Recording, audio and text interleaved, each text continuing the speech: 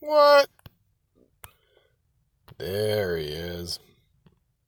All right. So, hello, people. This is a Dodger Dave Mormon Truth video. And we're going to do comments, your comments. I'm going to respond to your comments, or at least read them and respond if I feel like it. So, anybody recognize Lucifer? This is the most famous Lucifer of Mormon temple movies. Michael Balaam, a dude who used to live down the street from me. I just happened to be perusing the ward or stake directory and found him, and then I saw him at a meeting. He was like standing by me in some priesthood meeting or something. I mean, the guy never came to church. I only saw him ever once, but it was some big meeting, and I was like just barely in the chapel, and he was like, I'm like, oh my God. You know, like Jim Carrey. Hello, Satan. Oh, yeah. So it was Michael Balaam, and I'm like, wow.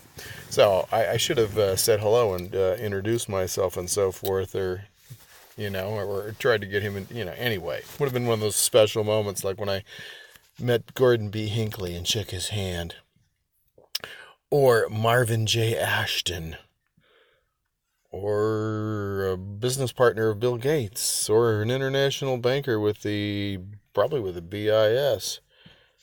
The guy who Dodger Girl thinks probably had something to do with me being targeted. But we're not here to talk about that.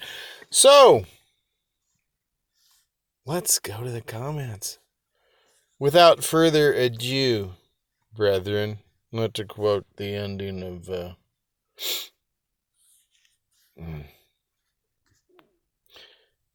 Book of Jacob or anything. Okay, so get out of the videos here. Go to comments. All right. So what do we got here? We just start at the top, I suppose, right? Doing it this way, we're going to see what video it was from. So Random Muse here is giving us kind of a quick comment, and this was a very recent video I did. It's me and my daughter at the gas pump looking like outlaws. She's my daughter, so it's not really appropriate to say Bonnie and Clyde-ish, with our relationship, but yeah, it is kind of Bonnie and Clyde looking, isn't it? Okay, so, what is Random Muse saying? Excellent, said in my best Darcidius voice.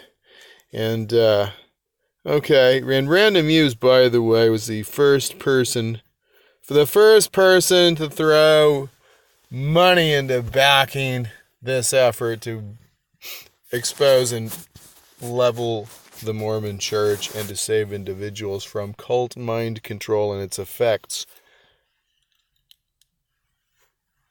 on human beings, the destructions of families and individuals. So thank you, Random Muse. Yeah, that was in the what do we call that thing? GoFundMe. I made a video like yesterday or something on that.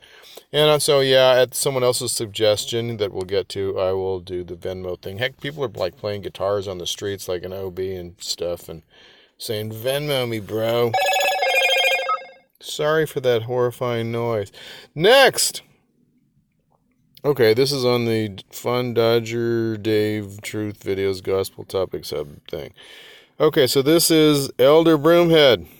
Oh, okay. Well, I'm going to get back to this one because I've already read it. And I think I want to finish up with that one. All right, next. Brazil Bro. I found out my brother and his wife are now out of the church at Thanksgiving. He has 4 kids. 10 are 10 and under. 4 kids, 10 and under. They must have been listening to Spencer Kimball. Actually, they'd probably have 7 kids, 10 and under. But, they've eased up on that. Produce as many children as humanly possible doctrine. He told me many of the couples in his ward are openly discussing the lies of the church, and many have already left. I think it's only a matter of time until the only ones left are the crazy fundamentalists. Dave, post up a Venmo account. Would be so easy to make donations. Thanks. Thank you. Yeah, like I said, I'm not quite the hipster, so I do have a Venmo account, and I was trying to log into it and had problems. I mean, it's like everything in my life is difficult, but if I can get through that, that will make things easier for people to do that. So yeah, I asked him if he's Brazilian, since it's Brazil, bro. Should be an obvious thing. Did he respond? Yes, he did. Okay. Yeah, because my wife was Brazil. The girl who was my wife is Brazilian. Well, anyway, she was born in Brazil. Her parents are both Portuguese and straight from Portugal. Straight out of Portugal, baby. But I'm straight out of Kolob. And Kid Rock is straight out the trailer. Just thought you might want to know that. All right. Dodger Dave, I believe Patreon is more of a subscription-based service. Oh, I was asking him what he thought about that. For me, Venmo would be quick and easy and probably less fees. Okay, well, you know what? I'll take your advice. I'm going to do that. I've just struggled with a lot of technical things. Dodger Dave, I served a mission in Brazil. After 18 months, I had a companion that was girl crazy. It kind of sounds like normal. Girl crazy and would flirt with all the ladies. What a frickin' sinner. This is where Kwaku would say, what the frick? God. You're too much like the world when you do that, Kwaku. It's kind of violating the entire premise of the purity doctrine, but let's not get into that. Staying on track here, even if Dodger Girl was correct if I'm on the spectrum. Alright, so I have to self-govern my thoughts and stay on track. Within a few weeks, I had fallen in love and had started making out with her. I had? Is he meant to say he had? Wait a minute, did I miss something?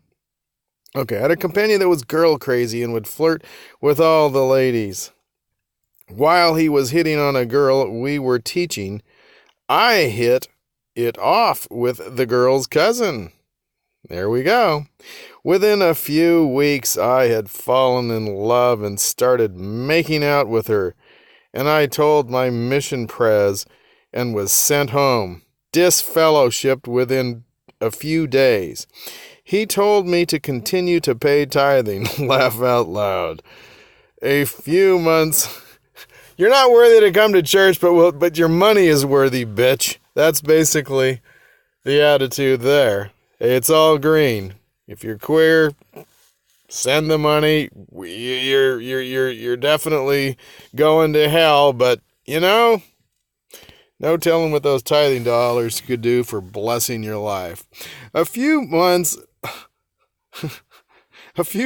after, I'm not correlating him with being queer. I'm just saying there's all kinds of things that the church says are terrible, but they'll take your money. It's all green. Okay. He told me to continue paying tithing, LOL. A few months after I was sent home, I came back to live in Brazil to date the girl I had met. Somehow my mission prez heard I was back in town and called my GF, is that grandfather? If there was an R, it'd be Grand Funk Railroad, but I'm dating myself. And I into his office. Oh, girlfriend. This is why I need help with things like, setting up Venmo and shit like that. That's, I'm that out of it that I didn't get that was girlfriend. Okay. All right. And he tried to call my girlfriend and I into his office and told us that we should split up and that our relationship would not work. My girlfriend left in tears. Guess he was wrong. Been married 13 years and have 2 kids. Once we got married, we came back to the U.S. Okay, now this thing really hits home with me. This really, you know what? Thank you very much for sharing that, Brazil, bro. Yeah. So he's not from Brazil, but he went and did what I imagined if I was to reenact my life that I should have done. As I contemplated my life and tried to figure out a way in which things could have worked out. As some of you know, I had basically a 4-year, 4 years that I stayed in a room, most of which time I didn't even speak to hardly anyone, other than I did speak regularly to my son until his calls stopped shortly before Halloween 2016, and he was found Halloween morning.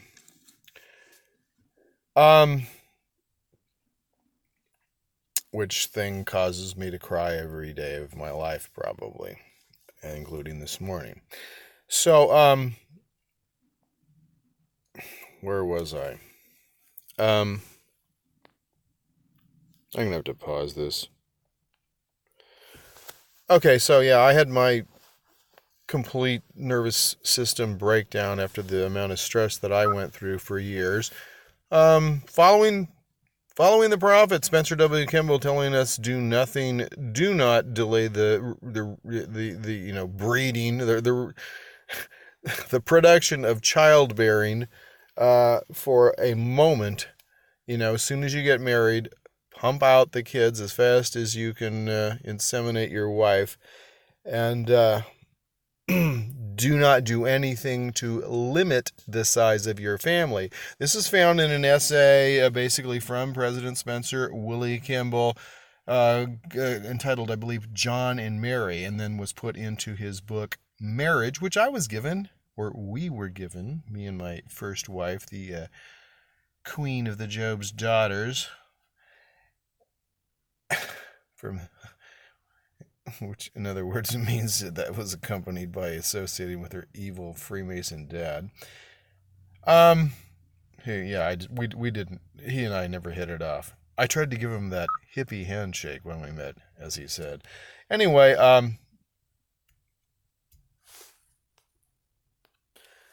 some nice people in the church gave us a wedding present of the book Marriage. Also, I read a book by Spencer Kimball called Faith Precedes the Miracle. And so it was preached very heavily to us that we needed to be baby-making factories and that was the will of the Lord.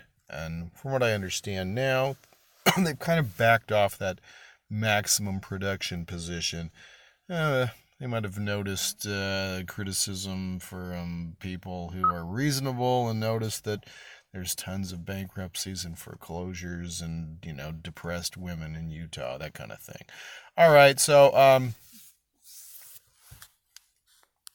following the prophet helped start my life being stressful, plus marrying a person who had probably been sexually abused as a child and freaked out heavily all the time, and made life miserable for about 16.66 years. Yeah, I don't know, I just try to throw that in. So I had a complete breakdown at some point after we returned from Costa Rica to try to save my son from heroin addiction, which actually was accomplished. But then when we had lost everything because it took too long and moved to Mexico because my wife was Brazilian and couldn't overstay her visa because she didn't want to get kicked out for 10 years. Again, I mean, we'd won, our battle through the embassy because she had reasonable cause to stay longer since her kids wouldn't have been able to accompany her to Brazil when they told her to get the hell out. Since Brazil doesn't allow the children to come back with only one parent, and unless there's like a signed notarized statement from the other one, and he wasn't going to cooperate. He was a POS. Anyway,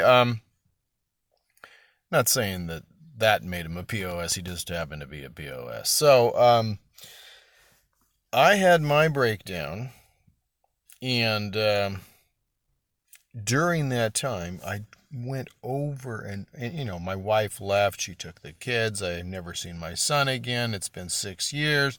And then my other son got murdered. And after he had got his shit together. And what else? Oh, so I did get to see my daughter for like about 2 minutes twice. So that was a real, you know. Yeah, other than that, my kids, those kids don't speak to me. I can't imagine their mom programmed them against me, but, you know, she doesn't mind her daughter doing it, I guess. Who didn't appreciate some of my, you know, trying to help them keep the commandments business, like insisting on doing what the stake president said, which was dressed according to Mormon standards, which didn't appeal to my stepdaughters. Yeah, Mormonism, bringing families together, and I'd do a church ad right now, but I just don't have it in me. Okay, so during this state of time, I thought, what could have made things work out right in my life? Because I kind of relapsed a little bit into even though I'd seen so many contradictions in the church. I'd been drugged heavily, at least seven different drugs, and shocked 8 times against my will, thanks to my son, the LDS lawyer, 5150ing me on grounds that he thought I might commit suicide, or at least he so stated. So, and all I had said along those lines basically was that I actually was considering selling my body parts through an individual who could sell them on the black market and would definitely be willing to do it. And yes, he was Mormon, but he wasn't active, so that's, you know, anyway, whatever. He was a body parts dealer, or a body parts harvester who also did things that were not legal. Anyway, he makes too much money doing, you know, growing weed now, so he doesn't need to do that shit, I imagine. So, enough of that. I just wanted to say that during that period of time, I kept going over and over in my mind, what could I have done differently? What could have made everything work out? What would have gotten the Lord to, you know, actually keep some of his promises, like concerning tithing, keeping the Sabbath day holy, and rewarding all my hard work the way my patriarchal blessing said it would? And so I imagined, what if I had gone to Brazil what if I had said, you know, send me on a mission? I wasn't ever called on a mission. I had been a little bit wayward for a while there, shall we say. And, you know, I've talked about that in other times. You know, when I read the word of wisdom, for God's sakes, and it says mild drinks of barley are, you know, recommended. Obviously, you know, I didn't have a problem with understanding that was beer. Hey, Joseph Smith drank beer. They just didn't teach us that in church. So I thought, what if I went on a mission and I found my wife on the mission and then converted her and looked at the timing, and could I just come back there and work in their family business and then marry her? And then she, you know, would never hooked up with this POS that she, you know, was with until she found out.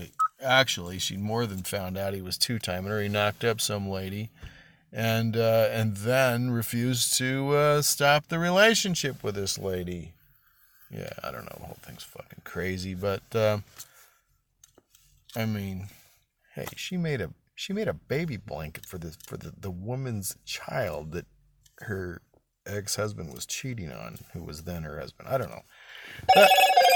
Talk about going the extra kilometer, people. Anyway, I did this in my mind, other than making out when I wasn't married. I wasn't, you know, that wouldn't be like the righteous thing, and then the Lord wouldn't bless me, right? Because Mormon purity standards teach us that you're a licked cupcake. You're a piece of crap if you're doing that sort of a thing outside the bounds of legal and lawful marriage. The law of chastity stating in the temple that you pledge to not do anything that would be considered Yeah, it used to be when I first went through the temple, they said, I promise not to, or I promise to keep the law of chastity, which is to not have sexual intercourse with anyone except for my spouse, or if it's just a dude saying it, my wife, to whom I am legally and lawfully wedded. They later changed that to have sexual relations, which is, what the hell is sexual relations? What at the BYU they say, stay moral, go oral, or whatever the hell. I mean, what's that, right? Well, the church has given us, don't touch anything that would be covered by a bikini. And no, they say a swimsuit. But wait a minute, bikinis aren't the two-piece bathing suits are not church approved. So what? You couldn't touch a girl's back? Because that's covered by a one-piece, and they said swimsuit. So yeah. Oh God, it gets pretty convoluted. The more you get into Mormonism, the more convoluted it gets. Anyway, so Brazil, bro, I went through this stuff, reconstructing my life very similarly to where yours actually was. Not only that, but I followed what Spencer W. Kimball taught before I was even involved in my first marriage. So in other words, I was mentally ruling out. I was like, okay, God made me go through all this crap and marry this Job's daughter's queen, who was a complete freaking nightmare. Freaking, why can't I just say fuck? God damn it. Okay, I'm not bowing to these Mormon standards. I will say the fornication under the consent of the king bullshit if I want to. Sorry, Mom. Oh, that's why I was trying to not do it. Forgot. All right. Poor Mom gets upset. She does watch some of my videos. All right. So with my abhorrent language. Yeah, so I tried to reconstruct my life so that I could have been so blessed as to have everything work out. But instead, I had gone inactive in the church, and then Spencer Kimball said, hey, if you do any sort of impropriety, you either get married right now, or you say, later, bitch, and you end the relationship. And you know what? My girlfriend, when I was like 18, was a really nice girl. And I broke that relationship, just like Hallie Everts, the pro-Mormon YouTuber, said she did with her boyfriend, because well, she couldn't marry him in the temple, so sorry, sucker. And in her videos that I've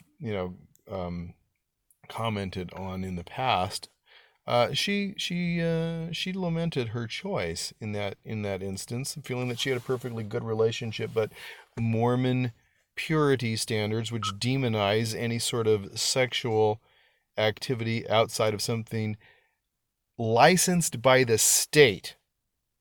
In other words, through our laws, which are basically chattel property laws designed for slaves, which we are in the municipal corporate, privately owned municipal corporations, which are truly plantations in which we live, we are submitting to the state and the church and state union, which, they try to tell us we have separation of church and state, and that's kind of bullshit in a lot of ways, because, they make you swear on the Bible in a courtroom, for God's sakes, right? And then, of course, raise your arm to the square, which is Freemasonry. So,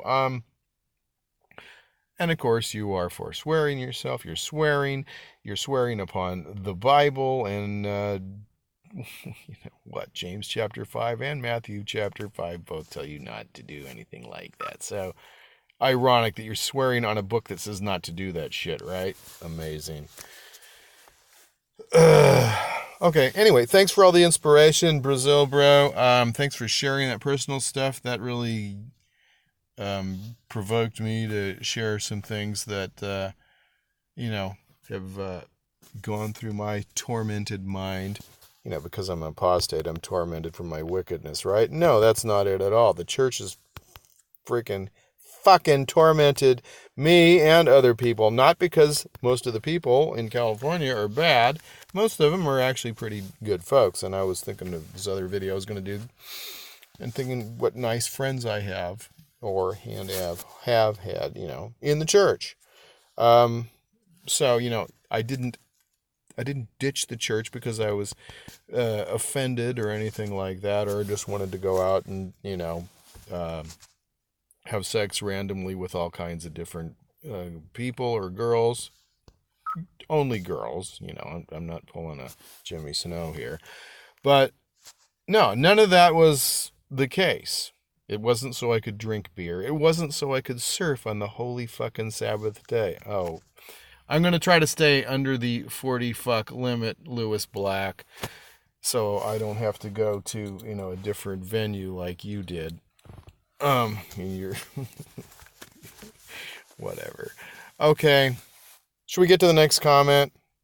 I'm so sorry that you suffered whatever you have suffered in the LDS Church. So glad that you have had a wonderful 13-year marriage. And thanks for sharing all that. And a big fuck you to the Mormon leaders. All right, next. The truth about Mormonism and what Latter-day Satanism. All right, that's this video. And what do we have here? We got Carl Hawks. And what's Carl have to say?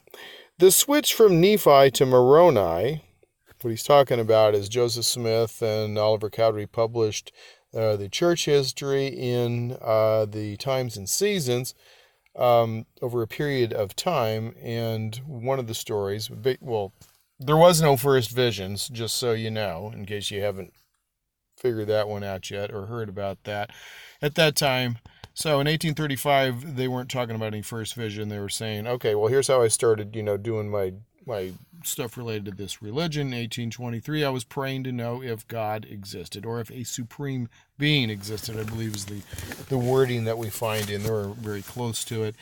And then Joseph Smith said he was visited by someone who introduced himself as a messenger from the presence of God, and that his name was Nephi.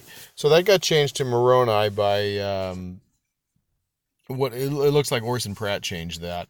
He was kind of in charge of some church history stuff, and you can see where it's like lined out and it says Moroni instead of Nephi there. So they changed that in the version that you got. So you all call that the vision from the angel Moroni. He got changed to an angel instead of just a messenger, by the way. So before that's more like a guardian spirit and whatnot. But I talked about that the other day, so I'm not going to get into that. All right, so continuing. The switch from Nephi to Moroni is completely unknown to most Mobots. Not to mention the fact that he slept in a room with 5 brothers is never depicted in the portrayals of the angel's nighttime visit to Joseph. And good.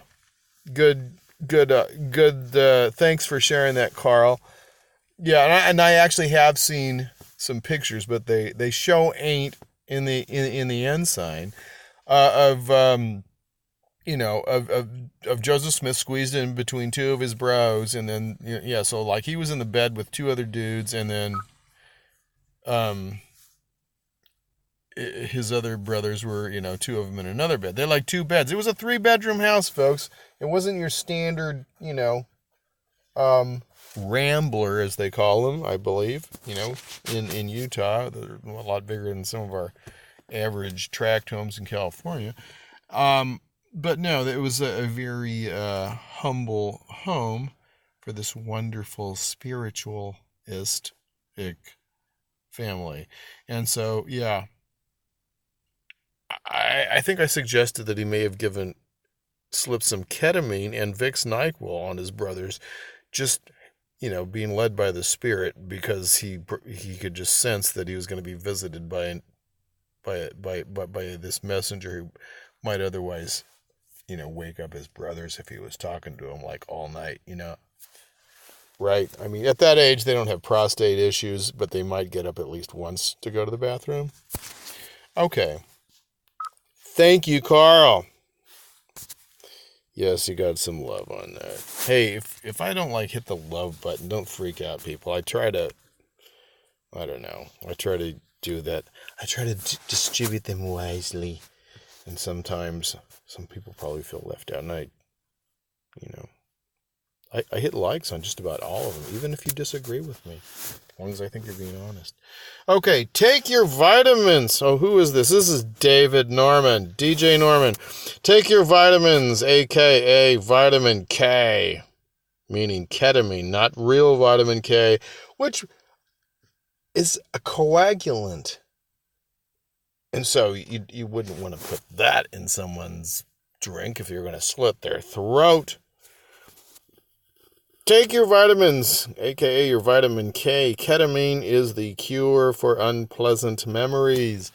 Yeah, so Dave has told us, and on Facebook probably especially, that he has witnessed some of the brethren doing naughty things to people and wiping their memories with, using ketamine, when they're going to, do some SRA on people, right?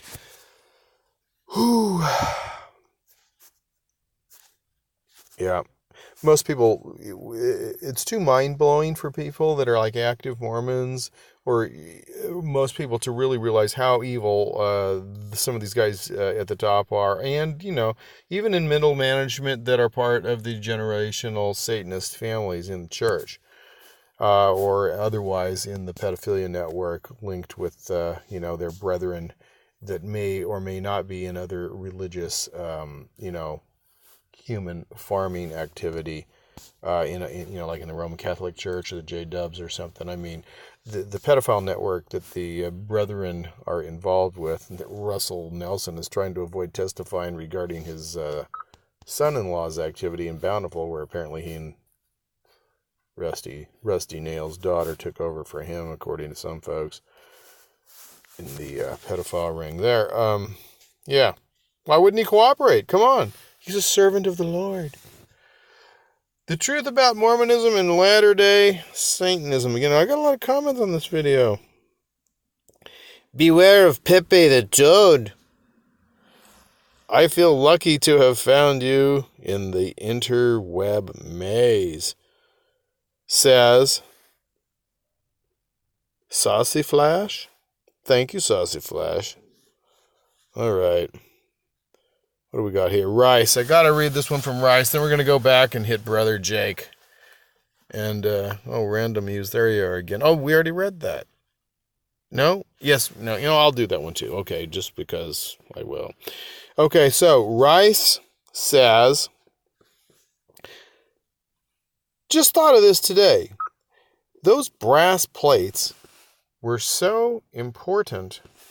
I'm saying it like Hallie Everts. That's kind of a joke between me and Dodger Girl. We talk on a phone and all the time. And every time I say a T, it's like, are you saying it like Hallie Everts or Jimmy Snow? Those brass plates were so important to Nephi and his people that he murdered for them. I mean, according to the Book of Mormon, he needed them so they could live and obey the laws of Moses. I get it. That's important, right? In the narrative there, right? But if it's so important, why is the Book of Mormon vacant of the actual laws and traditions of the Jewish people at that time? You would think every other page would be describing ancient laws and practices. That's an excellent observation. I've heard Sean McCraney actually get into some detail regarding how they really kind of screwed up in writing the Book of Mormon when discussing that particular point of, keeping the laws of Moses and stuff. And, some Jewish tradition stuff that I'm really not that familiar with. But, yeah, that's a great point, Rice. Because basically what's in there from the Old Testament? Okay, so in other words, what's the theme there? The theme is we got this Old Testament stuff, because we're going, as she says here, you're going to need this because otherwise my people will be not keeping the commandments, and then there'll be a lost and fallen people, and we'll all go to fucking hell with Satan, right? That's basically, of course, there is no Satan in the Old Testament, is there? Well, there's Job, Yeah, okay, there's Job. There's the Job story and Satan and God, and God's got such this fucking ego that he makes a bet with Satan and says, listen, my boy can suffer through anything for me, so sorry about the shit that's going to happen to you and wreck your whole family and your whole fucking life, Job, but, hey, I got this bet going on with Satan and I'm going to win, bitch. So you better suffer through this. Seriously. That's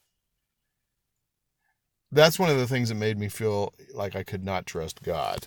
Okay, it's like, holy shit. When you get trustworthy, things just get worse.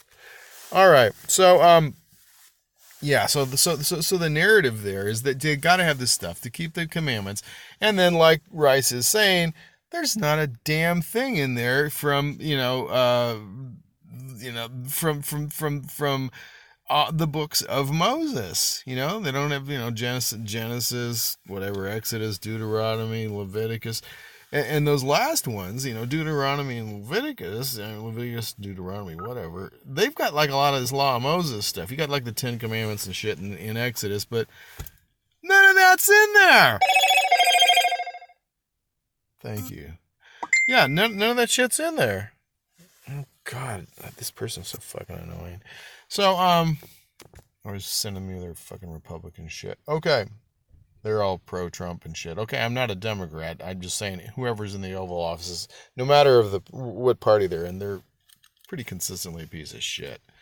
Because that's the way it works when you're serving the masters at the top who own the corporation called the United States Company, formerly the Virginia Company, renamed. Okay. So, yeah, they got that business. So what do they have in there? After saying that the purpose of having this shit and justifying killing this guy is so that your people can have the word of God, the commandments that they need, so they can follow the law of Moses and shit. You don't have one word of it in there. What do you got?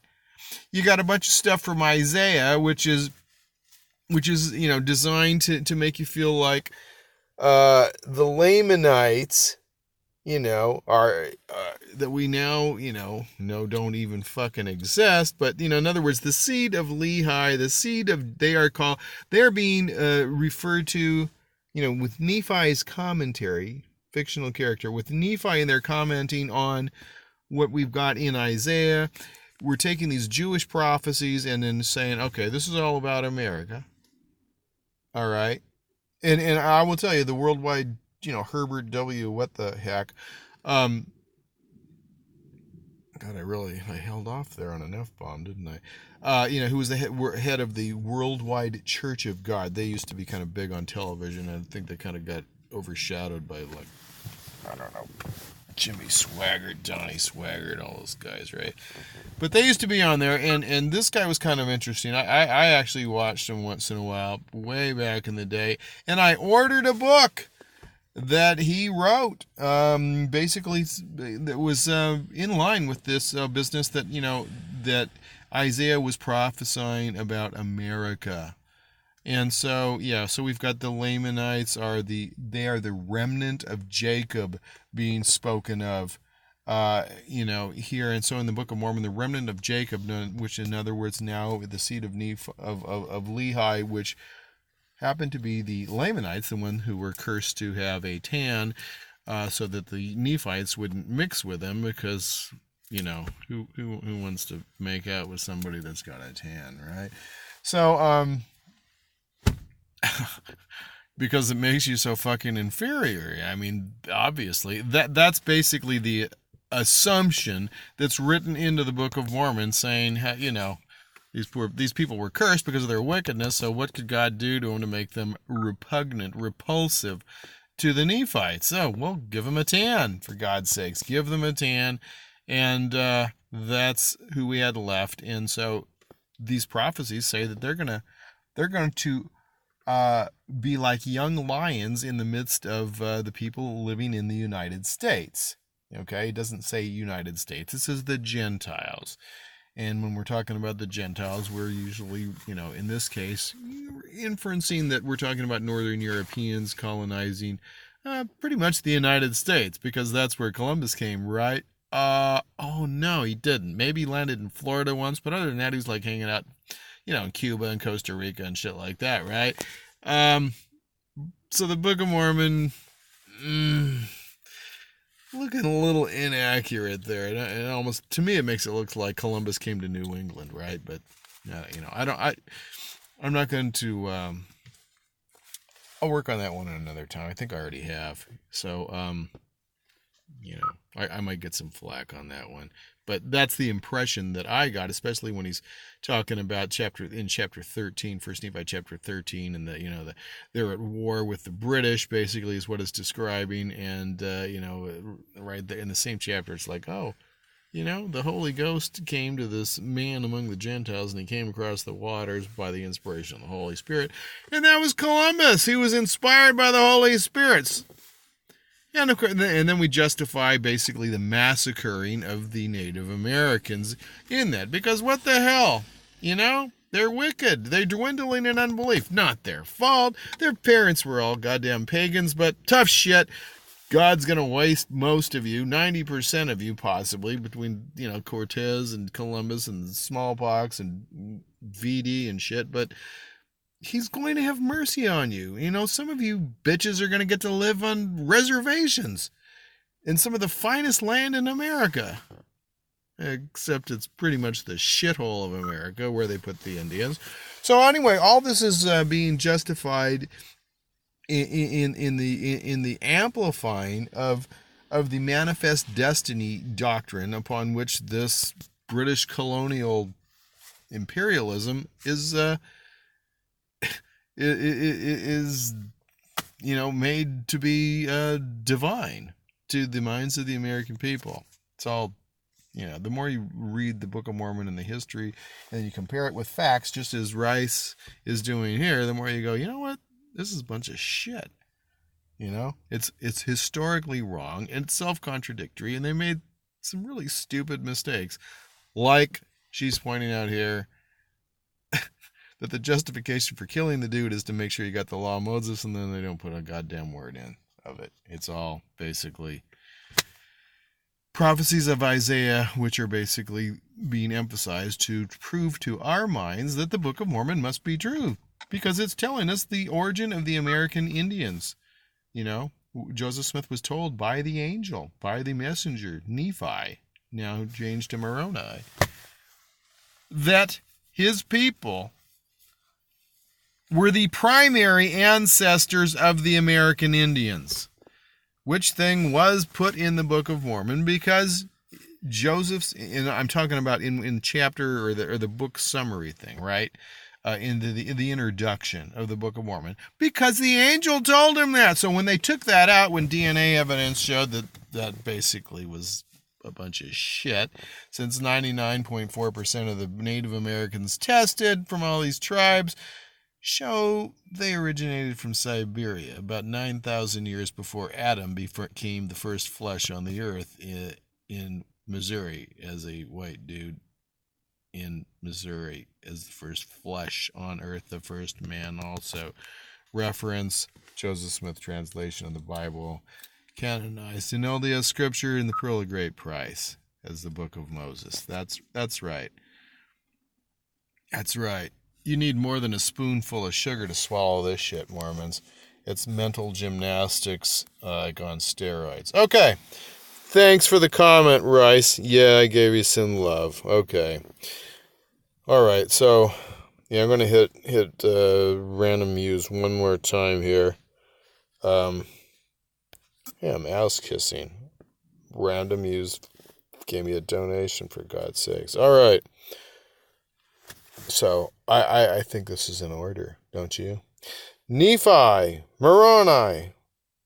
For a guy with a photographic memory of Joe, he sure seemed to have a touch of early stage dementia. Yeah, he did mention Moroni in various, he'd say, hey, see that dude there? That's Moroni, that's like one story I read, but there was mention of Moroni. So there may have been a little back and forth on that stuff. Though, yeah, the official church history, like I said, written by Joseph Smith and Oliver Cowdery. Joseph Smith was the editor of the Times and Seasons, so he's ultimately responsible for it, even if Oliver Cowdery, writes any of it. And it goes to print saying that, yeah, in 1823 he was trying to figure out if God existed, which doesn't work out too well with the first vision that he made up later, and anachronistically puts it in 1820 when he was trying to figure out if God existed in 1823. Along with the messenger was Nephi, not Moroni. So LDS history just keeps changing. So now, and thank you, Random Muse, for that. Let's get to Elder Broomhead, who occasionally comes over and graces us with his presence. And he has made some videos too. Okay. God, I can't, these glasses are like, you know what? Hang on a second. I'm going to get some ones for close-up on here. All right. I'm back in black. Here we go. I'm going to have a little bit of fun with this. Okay. Says Elder Broomhead. So, Dave, are you developing what's called a Messiah complex? Question mark. I won't argue with your videos. God, I'm really struggling with my vision here on this. I won't argue with your videos. I won't argue. Your videos have been helpful to the ex-Mormon community, but I haven't needed to ask funding for my own videos, including the one that got banned from YouTube when some TBMs clucked that it was sexual in nature. So in other words, by the way, it was baptisms for the dead, in which no one obviously was naked. And maybe some chicks had some thin, white things on, and, it was like a wet t-shirt contest. Yeah, seriously, that is ridiculous. I agree with you, Elder. It's cheap and ideal to use the power of social media to tackle worldwide cults.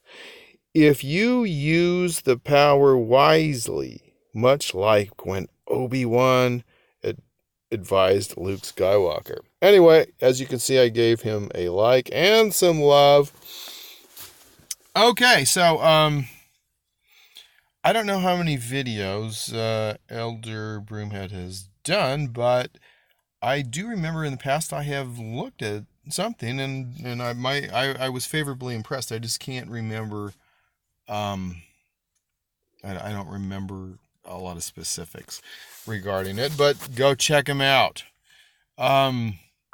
Anyway, yeah, so let me. I answered him here, and let's see what I had to say. Not sure if I'm just developing a Messiah complex, probably born with it. However, I've produced between 400 and 500 videos, and some of them are very time-consuming. Yeah, I got like 444 up, or 445 up on the Dodger Dave channel, and, I don't know what I got, like 50 up on the other channel, Mormon Truth Videos channel. And some of that's a little redundant, but some of it's not. Anyway, bottom line. So I've produced between 400 and 500 videos, and some of them are very time-consuming. The Secret Combinations one, I probably had at least 100 hours in that. I had system crashes and shit, but, tons of pictures I faded in and out and stuff. And it was all done on a phone, by the way, like an 8-gig phone, which is what I used like for the first year. 400 and 500 videos, and some of them are very time-consuming. And it's just a matter of personal survival and what I'm able to spend time on focus my energy on more than anything else. I kind of prided myself on not looking for any sort of monetary assistance for a while. Yeah, for like a long while. But now I think, why not? I mean, I can spend much, time. I spend much time these days on any. I can't spend much time these days except for on survival. It seems, whereas before when I was producing so much of this, I didn't need to worry about that, because basically I was just living in a motel room, and I had been taken in by my mom when my son dropped me off there after the second time he like 5150'd me.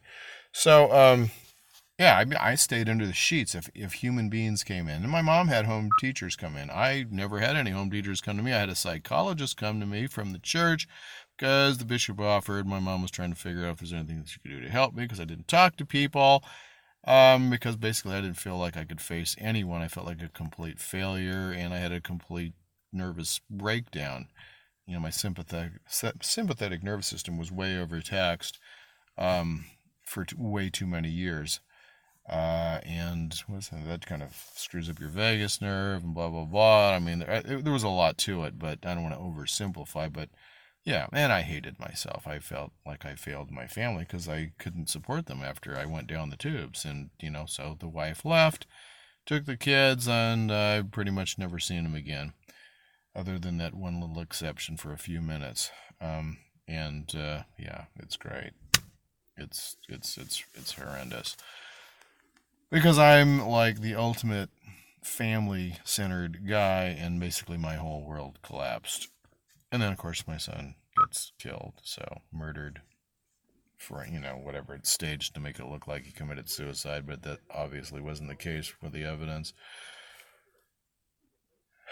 So life's been pretty tough. So, yeah, I can't spend much time on blah, blah, blah. Okay. When I wasn't able to function in society, not spending my time on survival, so I have for quite some time had ambitions of doing something much more than just video-based education, the educational thing.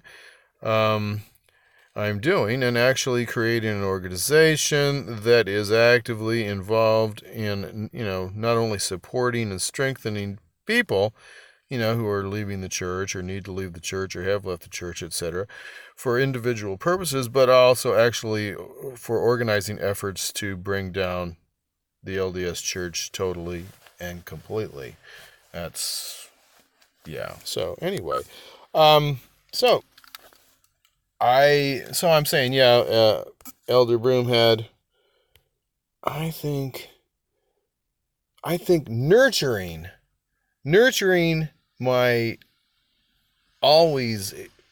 my pre-existing Messiah complex is a little more accurate. So, what are we saying here? What could be Messiah complex, evidence here? All right, Michael Balaam, enough of you. All right, here I am in my Joseph Smith costume with all my magic shit in an interview I did. All right, is that like self-promoting? Or okay, here I am doing some more of my magic bling here in an interview I did with Galactic Storyteller. All right, does this look like Messiah Complex? I'm throwing the 666 in front of an address that is 666. So, yeah, what am I saying there? Here we are again in front of an address. What am I saying here? Is losing my LDS religion the road to perdition? Okay. Monarch Project 33. Some of you will get that. All right, associating myself with the Dodgers. The Dodgers, like I said, and it's the Brooklyn Dodgers, were the underdog standing up against the big bully, the Yankees, which symbolize U.S. imperialism, which is British imperialism, which is Roman Empire imperialism ultimately. So yeah, I saw myself as ruling the world as a child, and then, well, I adopted heroes that I felt were underdogs fighting against the rest of the world. And after basically all of them turned out to kind of look like they were losers in one way or another, I just went with, hey, let's go with Sandy Koufax. Let's set a goal to represent the underdog and win by pitching in the World Series against preferably the New York Yankees.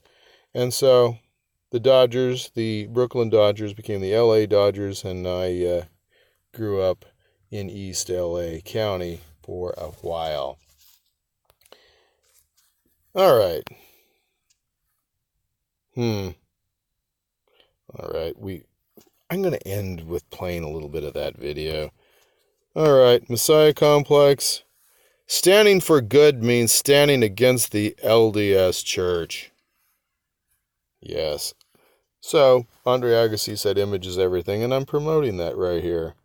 Flipping off the brethren and the church. Besides, it's a pretty cool picture. All right.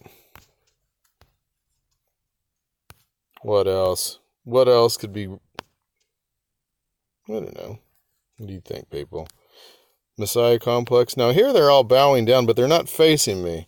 And I'm kind of just wanting to show what was going on in PB and, you know. All right. Who's got the best ass here, people? I mean, you be the judge.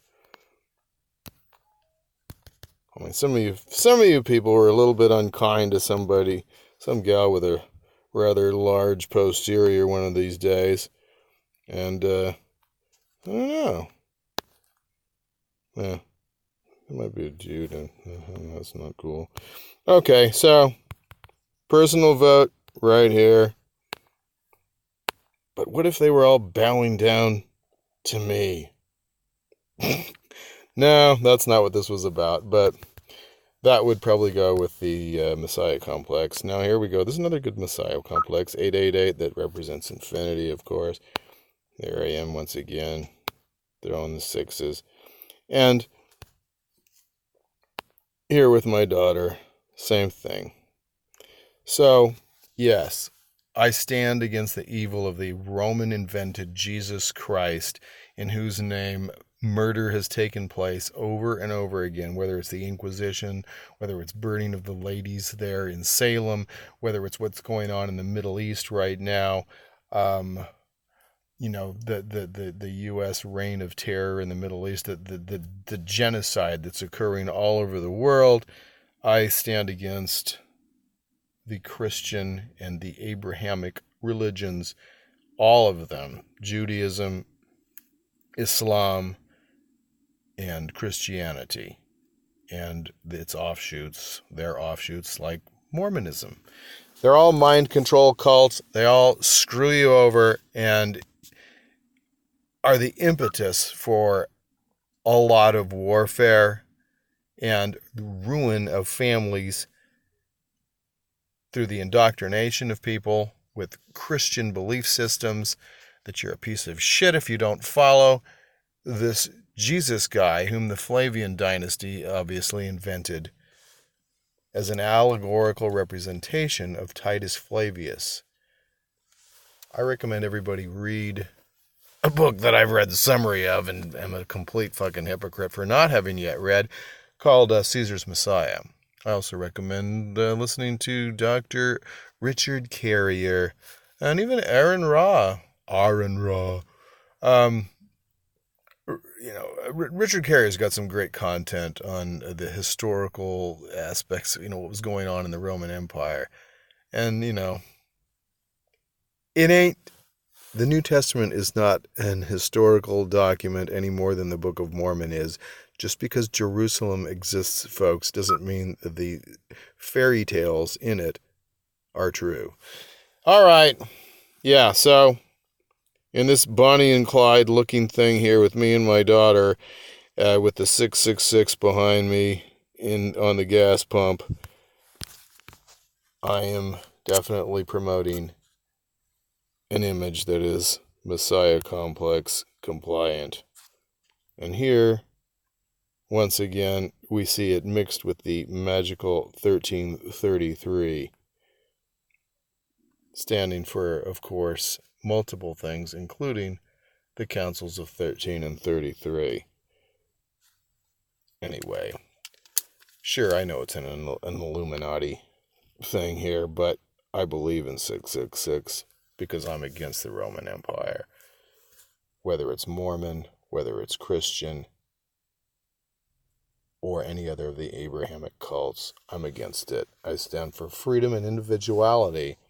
I stand for logical moral values not based on these ridiculous doctrines and myths. All right. Anything you can do to support the spreading of truth and the freeing of people from the damage of Mormon ideology and purity teachings, which kill so many people, especially kids, is appreciated. I'll throw funding links in here eventually, soon, probably would be good, and share. You know the deal. We got to find ways to share information that isn't dependent on YouTube, ratings and it's more than an algorithm. I'm obviously suppressed, and I've talked about that other times. I'm not going to now, so I'm going to be looking for other venues to, including I do FB, but that's run by the same kind of people basically. They're all whatever. Okay, so the world masters govern Mormonism like all these other churches do. The Society of Jesus is one of the most evil organizations on the earth and is much more powerful than many of you are aware. Dodger out!